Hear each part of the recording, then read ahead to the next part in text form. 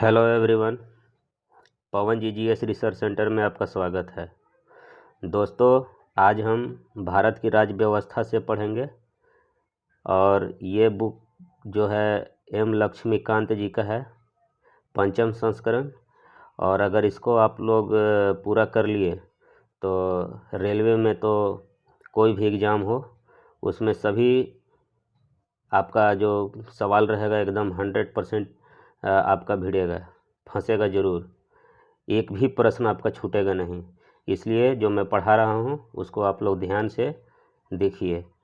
100% मैं दावा करता हूँ कि प्रश्न यहीं से आप लोगों का फंसेगा। तो चलिए शुरू करते हैं।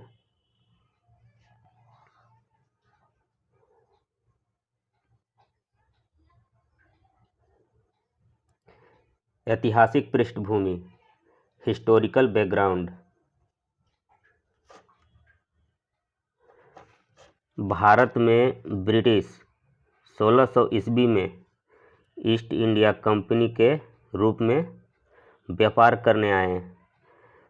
भारत में अंग्रेज़ जो हैं 1600 ईस्वी में ईस्ट इंडिया कंपनी के रूप में व्यापार करने आए थे। ठीक है। महारानी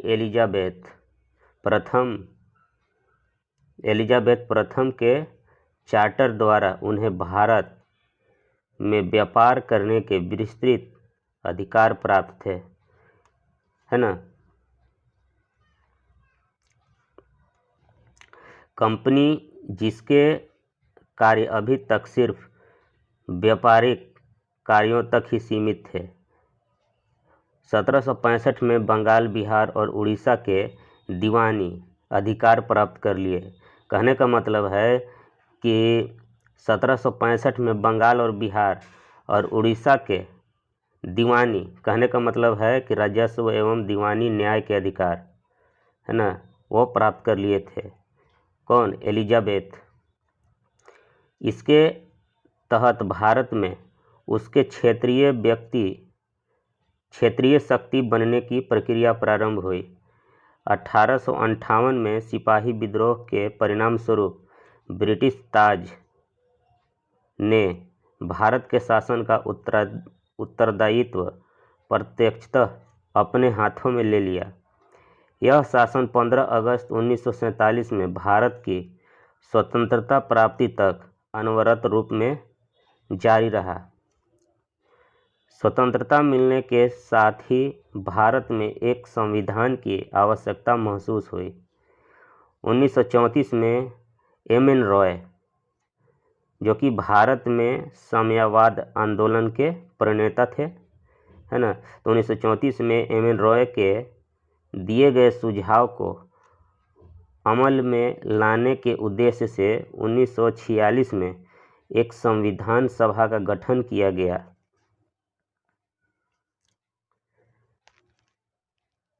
और 26 जनवरी 1950 को संविधान अस्तित्व में आया था। यह प्रश्न पूछा जाएगा आप लोगों से, है ना, कि संविधान सभा का जो अस्तित्व है कब अस्तित्व में आया था? तो 26 जनवरी 1950 को।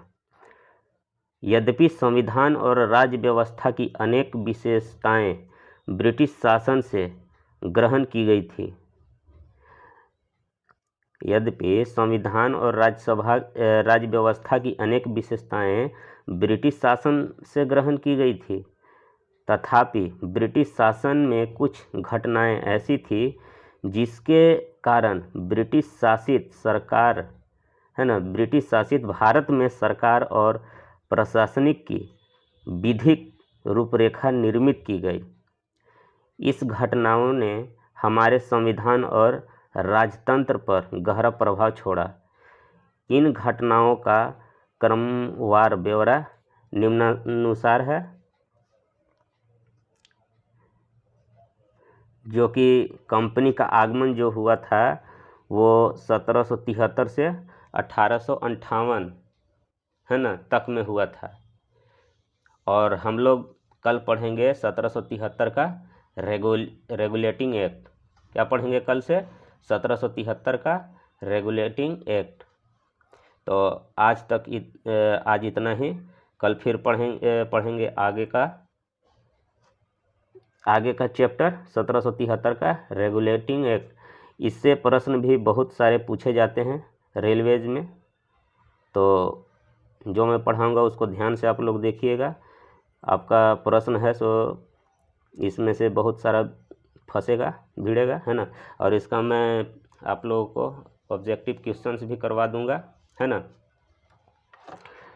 तो मैं धीरे धीरे पढ़ा रहा हूँ, आप लोग धीरे धीरे ही इसको गहन करते चलिए, आप लोगों का एग्ज़ाम अच्छा जाएगा। अब हमें आज्ञा दीजिए, कल पढ़ेंगे 1773 का रेगुलेटिंग एक्ट। तो अब हमें आज्ञा दीजिए। Thank you so much.